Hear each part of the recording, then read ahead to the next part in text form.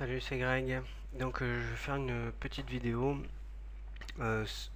comme promis. C'est un peu tard, je m'en excuse par rapport à l'approche de la prochaine conf call, c'est-à-dire demain à 14h.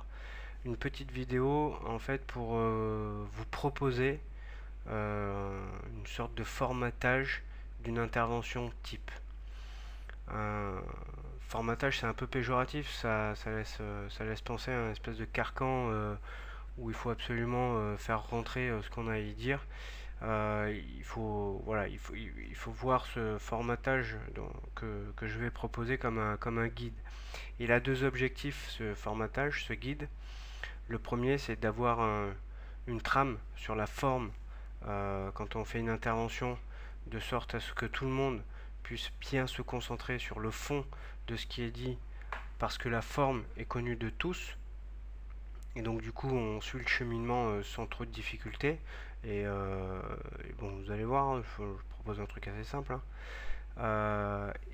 Euh, le deuxième objectif, c'est de réussir à faire rentrer une intervention type entre 10 et 15 minutes, hein, ou entre 5 et 15 minutes selon ce qu'on a à y dire. Moi je pense qu'il ne faut pas qu'on dépasse 15 minutes sur une conf call. Surtout, il faut que la personne puisse avoir la parole et ne pas être interrompue. À la rigueur, les autres, on note notre petite question. Et puis surtout, on arrive à faire rentrer ça dans un timing assez, euh, assez standardisé, de manière à ce que la première heure, en fait, voilà, on se perde pas en débat, en conjecture, on reste bien sur les interventions des uns et des autres. Alors, une intervention type va se présenter en deux phases, je pense. C'est comme ça que je le propose. Une première où on fait l'analyse, on revient sur un trade réussi ou un trade raté. Et la deuxième partie serait une proposition de plan de trade ou tout simplement une proposition une analyse. Mais ça peut être autre chose. Ça peut être, comme on a pu le faire les fois précédentes, en 10-15 minutes, par exemple, un tel va présenter son système de trading. Pourquoi pas? L'essentiel, je pense, est qu'on puisse en fait apporter un œil différent sur une analyse ou sur un système de trading qui est proposé à l'aune de son propre système de trading et de ses propres sensibilités, de sorte à éventuellement aider chacun à améliorer son système. Voilà. Alors, pour commencer, comme j'ai pas tradé cette semaine, je vais simplement proposer de revenir sur un trade raté qui commence à dater, hein, mais, euh, mais en fait le principe c'est juste de montrer voilà, comment on peut faire et de montrer comment on peut le faire pour que ça rentre en 5 minutes, on va dire. Alors là, je vais essayer de revenir sur un trade que j'avais raté et qui était intéressant. J'ai gardé les photos parce que vraiment c'était limite un cas d'école. Et vous allez voir, je vais essayer de vous le présenter en 5 minutes. Alors, je reviens tout d'abord sur la stratégie qui m'avait poussé à initier un trade, à shorter le câble. C'était à la fin du mois de février. Donc j'avais publié un certain nombre d'analyses pendant lesquelles les cours étaient à ce niveau-là dans un range H4 qu'il avait cassé pour effectuer en weekly un pullback sur la borne basse d'un range hebdomadaire antérieur, hein, qui était en rouge ici. Et ensuite, on est reparti à la baisse. On a un peu hésité sur ces niveaux qui étaient identifiés comme des niveaux clés à deux titres. Le premier, c'est que c'était la borne haute du range H4 qu'il y avait ici, mais surtout, ce niveau, celui-ci, sont des niveaux significatifs mensuels. Bon, on avait fini par casser ici. On avait touché un premier niveau ici que j'avais identifié à l'époque et qui n'était autre que en fait le report de la zone médiane de ce range. On était remonté, on a fait un pullback sur notre range H1 qui était en noir ici. On avait cassé, et assez violemment, on avait cassé ce niveau-là, et dans la foulée, on avait cassé ce niveau-là. Bon, tout ça, je l'avais raté, parce que j'ai pas pu être devant mes écrans. Et voilà qu'on casse ce niveau-là.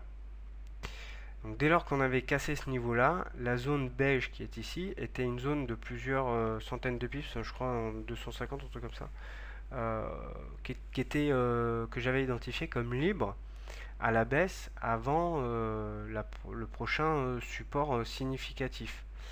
Voilà la stratégie globale dans laquelle j'avais initié mon trade. Alors, au final, j'étais descendu sur le H1, donc 2 unités de temps plus basses que le daily que je viens de vous présenter, et j'avais cherché, puisqu'on était dans notre zone beige que j'avais identifiée libre à la baisse, par rapport aux unités lourdes, mensuelles, weekly, notamment. Et donc sur le H1, on avait une belle tendance Ichimoku, rien à redire, nuage baissier, Kijun Tenkan baissière. Et ici, pour moi, j'avais eu un signal pour shorter à la clôture de cette bougie-là. Voilà. Et donc effectivement, les cours dans la foulée étaient descendus assez rapidement. Et puis évidemment, on avait une baisse significative, on commençait à avoir un écart sympa avec la Tenkan, donc forcément on est remonté sur la Tenkan. Et ici, un peu avant la clôture de cette bougie, j'ai renforcé, j'ai pris un renfort parce que j'ai eu un second signal que j'étais devant mes écrans, sachant que j'avais encore un potentiel intéressant, au niveau des ratios et au niveau de mes objectifs que j'ai oublié, je sais plus où ils étaient, mais je crois que on était dans du 150 pips à peu près, 200 pips. Et donc je renforce ma position ici. Et puis là, ça latéralise. Et je crois que là, en plus, on se trouve être un vendredi de mémoire quand on est par là. Alors, qu'est-ce qui s'est passé au final? J'ai assez mal géré la chose parce que le vendredi, enfin en tout cas ce jour-là, je suis carrément descendu sur le M15, ce qui était un peu contre-productif par rapport à ma stratégie globale. J'avais décidé de prendre des positions sur le H1 parce que tout ça rentrait dans une logique globale. Bon bref. Et ici, on latéralise. Bon, c'est quand même pas très étonnant de latéraliser un vendredi. Bon bref. Alors, donc du coup, j'identifie ici, il n'est pas tracé, mais à peu près entre ces niveaux-là et ces niveaux-là, un range en M15. Me voilà qu'ici, on a un soulèvement de la borne haute de range.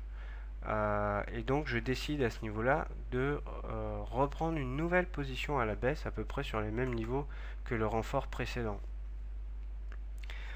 On descend effectivement, et on va même sur la borne basse.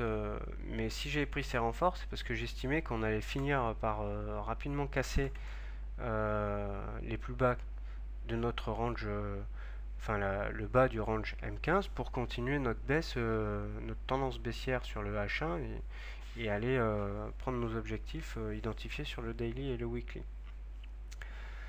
Sauf qu'à arrivé en bas, j'allège de 50% ma position, parce que c'était ce que j'avais décidé de faire en partant de là.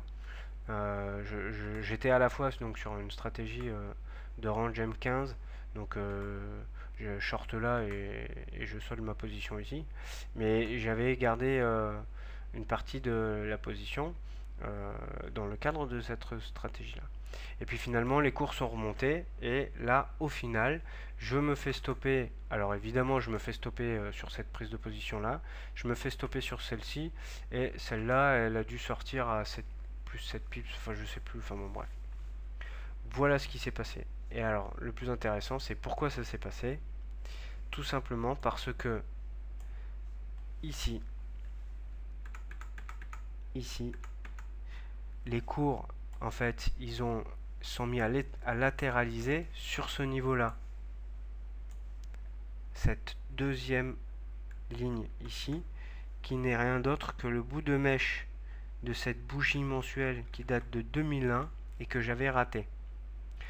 Alors celle-là celle-là et celle-là, pas de problème, mais celle-là, je l'avais ratée. Je l'avais pas dessinée. Et donc, mon trait de baissier, il était inscrit là-dedans, dans cette zone mauve-là, là, enfin beige-là, que je vous ai décrit tout à l'heure. Et c'est ce niveau-là que j'ai raté.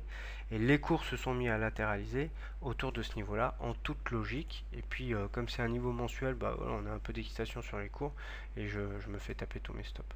Voilà comment je me suis bêtement ramassé sur ce trade, alors que bah, concrètement, hein, j'aurais très bien pu revendre sur ces niveaux-là. Ou ici, j'aurais probablement pas repris de position. Euh, voilà, j'aurais peut-être eu un premier objectif dans cette zone-là, donc j'aurais pris quelques pips peut-être, ou alors j'aurais peut-être géré plus tôt, je sais pas. Quoi qu'il en soit, j'aurais pas géré le M15 comme je viens de vous le montrer. Voilà pour ce trade raté. Et alors finalement j'ai été un peu long, puisque je vous ai présenté ce trade raté en 7 minutes à peu près. Effectivement, j'étais un peu long pour décrire la situation initiale. Maintenant, c'est un trade où j'avais renforcé 3 fois la position, donc fallait expliquer pourquoi j'avais renforcé 3 fois.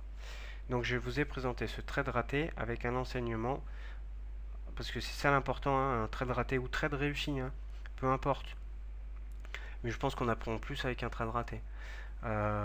C'est de tirer un enseignement à la fin. Donc là, l'enseignement, c'était bien un support de long terme qui datait de 2001, qui n'était rien d'autre que le bout d'une mèche d'une bougie de 2001, est un signe fort suffisamment significatif pour en fait mettre les cours en range. Enfin voilà, en tout cas, forcément, si j'avais identifié ce niveau, ma stratégie, je l'aurais vue complètement différemment. Voilà pour le train de raté. Et donc maintenant, eh ben, je vais essayer de vous proposer pareil en 5 minutes une analyse avec si possible un plan de trading à la clé. Alors bon, c'est un truc que j'ai publié sur le forum cette semaine, je crois. C'est l'AUD USD. Alors l'AUD USD en mensuel, voilà ce qu'il nous raconte. On a globalement une tendance baissière. Une tendance baissière avec ici une zone assez importante de résistance et ici une zone importante de support. Les cours sont bien venus toucher cette zone de support et on rebondit d'une manière assez sèche à la hausse. On a cassé la Tenkan et on n'a pas encore rejoint la Kijun. On n'a pas non plus rejoint cette zone de résistance qui est significative. Voilà. Donc moi je dis rien, mais potentiellement quand on corrige comme ça et qu'on casse la Tenkan, il est tout à fait possible et envisageable de remonter jusqu'à la Kijun avant de reprendre la tendance baissière. Donc dans cette vue mensuelle, finalement j'ai a priori un biais haussier. Quand on passe sur le weekly, eh bien on constate que en weekly on a plus que on n'est pas en tendance haussière, on n'est pas forcément en range dans la mesure où Ishimoku n'a pas fait le nuage n'a pas fait de twist, donc Ishimoku ne nous parle pas forcément de range. Mais en revanche, on est capé par cette zone qu'on a identifiée sur le mensuel là. Et actuellement les cours sont dans le nuage et viennent de casser une zone d'overlap qu'on avait en hebdo assez bien identifié, qui était confirmé par ce plat Kijun et ce plat SSB ici par l'Ishimoku Weekly. Et donc finalement, maintenant que les prix sont dans le nuage, après que la Shinku ait fait quasiment 2 petits pullbacks sur ce plat Tenkan, Kijun, eh ben on peut supposer que les cours vont aller au moins taper le haut du nuage qui, hasard des choses, correspond au bas de la zone de résistance marron. Je rappelle le marron, enfin je rappelle rien, mais dans mes codes couleurs, le marron c'est du mensuel. Donc en weekly, j'ai également un biais haussier.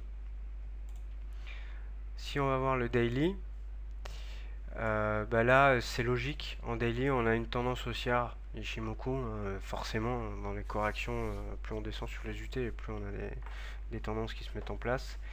Et là, bah, on a les cours qui, pareil, sont capés par une zone, la zone bleue, qui est une zone d'overlap. Enfin, c'est pas une zone d'overlap, mais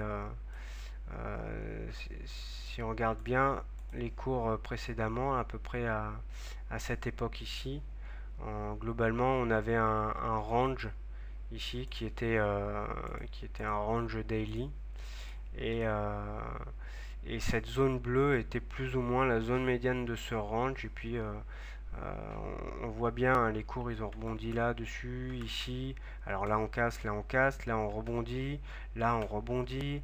Bon, c'est une zone qui est entre l'action des cours et l'Ishimoku. C'est une zone qui est significative, qui est importante, qui veut dire quelque chose et qui peut potentiellement nous poser des problèmes si on est haussier. Et effectivement, les cours là arrivent sur cette zone. Si je descends sur le H4, je constate que sur le H4, on avait un range et qu'on est en train de casser ce range. Mais encore une fois, il n'est pas cassé franchement. Et c'est tout à fait logique qu'il ne soit pas cassé franchement. Hein, vous voyez ici, il est cassé avec une légère augmentation des volumes. C'est les volumes tics de FXCM, hein, c'est pas les volumes réels. Mais une légère augmentation des volumes, et puis on repart à la baisse. Bon, enfin, tout ça ne met pas. Moi, je suis pas perdu avec ça, dans la mesure où Ishimoku, en fait, là, est en tendance haussière, se met en tendance haussière sur le H4, et qu'on ne peut pas avoir une cassure nette de ce range, parce on a cette zone de résistance là. Hein, d'ailleurs, j'avais publié mon point de vue sur cette affaire dans une file que j'avais ouverte sur le technique pour trader les ranges. Et typiquement, hein, quand on fait une analyse globale, qu'on remonte bien sur toutes les unités, qu'on regarde bien l'action des prix passés, si on identifie au-dessus d'un range quelconque une zone de plus long terme qui peut faire résistance ou support si on est dans le sens inverse, votre cassure de range, elle a peu de chances de donner lieu à un mouvement directionnel. En revanche, moi là tout de suite, j'ai rien d'identifié là-dedans. Hein. Et là-dedans, on a quand même, dans cette zone-là, on a quand même bon, bah, un petit trade de 160 pips à faire. Alors on va dire 140, 130, parce qu'on va pas forcément mettre notre take profit ici, on va le mettre un peu en dessous. Voire sur un. Voilà, moi je le mettrais à 0,79, c'est un seuil psychologique. Euh, on est à peu près sûr de le taper. Mais moi, ma prise de position sur le H4 se fera après cassure de cette zone-là. Et puis d'ailleurs, ça tombe bien parce que on a ici un canal haussier vers là qui est de pente assez faible. Hein. Et en fait, notre range, c'est plus un canal haussier assez faible euh, qui, qui- qui ressemble d'ailleurs en fait à un espèce de drapeau hein, chartiste qui ne serait que le canal de consolidation de toute cette jambe de hausse là. Donc voilà comment on peut se trouver. Alors bah, moi au final j'ai un biais haussier. Alors je suis pas contre un short, hein, un retour dans le range, je sais pas, on verra. Mais j'attends plutôt une cassure de cette zone bleue avec cassure de cette trendline verte ici, tout cela confirmé par la Shinku, bien évidemment. Voilà. Le mieux serait une cassure assez propre et un pullback. Là, je pense qu'on pourra rentrer sans trop de difficulté. Si on veut, on peut descendre sur le H1. Qu'est-ce qu'on voit sur le H1 bah, qu'on est dans un range. Tout ça est encore une fois assez logique hein, dans la mesure où en fait on fait un range avec en zone médiane. Alors c'est pas un range confirmé, on a pas eu de twist de nuage. On a bien quand même la borne haute et la borne basse identifiée, qu'on identifie assez facilement avec cette zone bleue, ce plat Kijun. Voilà. Et en fait on fait un range au niveau de l'ancien, de la borne haute de ce range H4. Voilà. Donc ça se trouve le nuage aura pas le temps de twister. D'ailleurs je pense on a fait cette espèce de range pas trop confirmé par Ishimoku parce que bah, ça c'était l'action des prix vendredi en fin de semaine. Enfin voilà, mais rien de bien important. Mais si on casse cette zone, hein, on va remettre ça en daily. Si on casse bien cette zone là, avec une Shinku qui valide la cassure, mais en théorie si les prix cassent là, bah, on aura cassé, Shinku aura cassé sans problème.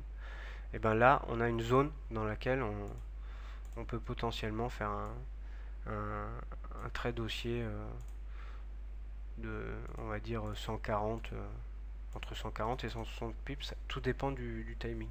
Voilà, là-dedans. Voilà, donc là je viens de faire une analyse en 8 minutes, si je dis pas de bêtises. Le top serait effectivement de réussir à la faire en un petit peu moins de temps. Alors, pour revenir sur l'analyse telle que je viens de la faire, celle de la UD-USD, rien ne... Tiens, j'ai un bug. Rien ne... Enfin, moi, ma manière de procéder, c'est de partir du mensuel et de descendre dans les unités de temps, parce que je vais avoir un biais haussier sur le mensuel, ou baissier, et je vais regarder sur les unités de temps plus basses, ou par exemple sur le weekly, puis je vais descendre jusqu'au H4 ou jusqu'au H1 pour voir où est-ce que tactiquement je peux avoir mon petit point d'entrée, mon petit point de sortie. Voilà, mais ça c'est mon approche analytique à moi. Rien ne vous force à avoir cette même approche. Si vous avez par exemple l'habitude de partir du H4, enfin, d'avoir tous vos écrans de contrôle par exemple sur du H4, voilà, là j'ai mes trois écrans, ils sont sur du H4, je vois un truc, bon bah je remets ça en perspective en allant voir sur le daily, le weekly et ainsi de suite. Bon bah très bien, peu importe. Euh, c'est juste pour vous montrer que j'ai essayé de faire rentrer ça en 5 minutes. Bon bah du coup j'ai fait 7 minutes et 8 minutes, on est en 15 minutes, donc je suis sur la tranche épaisse de l'intervention type, c'est-à-dire entre 10 et 15 minutes. Là où je pense que c'est important de revenir sur une forme de formatage, c'est surtout pour le trade réussi ou le trade raté, c'est-à-dire je resitue mon trade dans ma stratégie, dans mon système de trading. Donc vous voyez, moi je vous ai expliqué en mettant une diapo daily, voilà dans quel état d'esprit j'étais, je surveillais depuis tant de jours, machin. Là, j'étais sur un biais baissier, tac, à tel signal, je suis entré en position pour telle raison technique et telle autre raison technique avec un stop à tel endroit, un take profit à tel endroit. Il s'est passé ça, voilà. Et ensuite, conclusion tactique. Pourquoi ça a réussi, pourquoi ça n'a pas fonctionné, et c'est l'enseignement, les 30 dernières secondes qui sont les plus importantes à l'aune de tout ce qu'on aura raconté en ayant resitué son trade dans sa stratégie, le déroulement et la conduite du trade, ce qui s'est passé au final, la sanction, positive ou négative par le marché, et l'enseignement. Ça, je pense que c'est assez important. Voilà. Pour les analyses, il faut que les gens présentent leurs analyses, leur plan de trading, selon leur manière d'analyser, comme ils ont l'habitude de faire dans leur approche analytique. Voilà pour cette vidéo. Donc je vais la mettre sur la chaîne. Je pense que personne ne l'aura vu pour la conf call de demain, mais c'est pas grave. On n'est pas pressé, tout ça se met progressivement en place. Mais le but c'est bien sur ces conférences qu'un maximum de personnes puissent y venir. Mais dès lors qu'on aura plus de 5 personnes qui assistent, je pense qu'il faut quand même se maintenir, s'astreindre, je veux dire, à 5 interventions. 5 interventions, ça permet en fait d'avoir une première heure sur laquelle on a un truc assez normé. Et éventuellement, à chaque fois au final les conf calls elles durent 2 heures. Pendant la deuxième heure, on peut tchatcher, on peut discuter. Le plus important c'est que sur la première heure, je pense, on ait des présentations assez formatées où les gens ne sont pas interrompus dans la présentation qu'ils sont en train de faire. Et surtout, quand quelqu'un propose une analyse, enfin un plan de trade, il faut y apporter.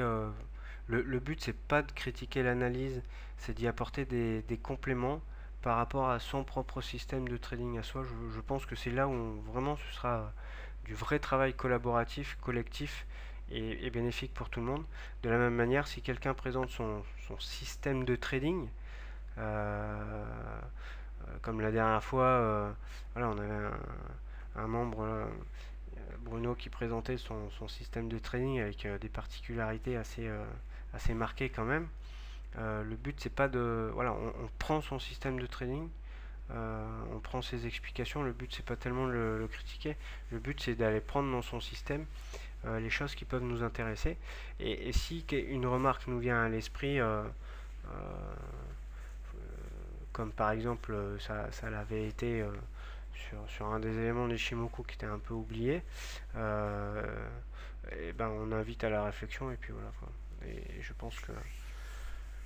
pense que c'est comme ça qu'on progressera tous.